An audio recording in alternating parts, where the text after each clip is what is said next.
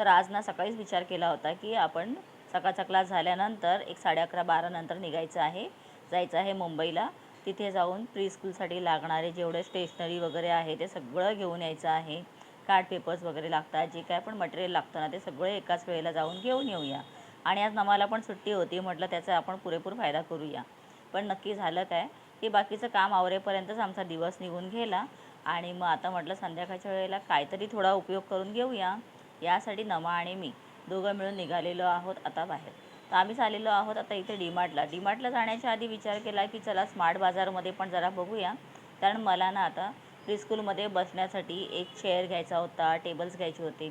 पण ते राहिलं साईडला. इथे आल्यानंतर नम्रता निघाली आपले बॅग्स बघण्यासाठी. म्हणजे आपण अशा तिथे वस्तू पाहतो ना की ज्या आपल्याला घ्यायच्या नसतात आणि उगाच आपला वेळ जात असतो. पण आता ही गोष्ट नॉर्मल आहे, तुम्ही पण नक्की तसं करतच असाल. तर चला आता इथे ना आम्ही वर चाललेलो आहोत, कारण तिथे ना प्लॅस्टिक मटेरियल जे काय आहेत सगळे मिळतात.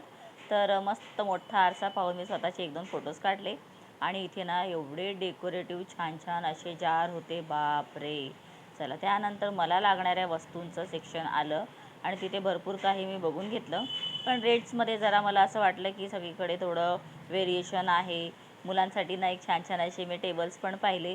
पण तिथून काही न घेताना आम्ही दोघी पुन्हा बाहेर पडलो आणि विचार केला की आपल्याला डीमार्टलाच जायचं होतं, चला पुन्हा डीमार्टलाच जाऊया. स्मार्ट बाजार ना एवढं मोठं आहे बापरे, की जर फिरायला घेतलं ना की त्याला 4 तास लागतील. पण आता तेवढा आपल्याकडे वेळच नव्हता. डीमार्टमध्ये आलो, इथे मुलांसाठी काही वस्तू पाहिल्या आणि काही घेतल्यासुद्धा.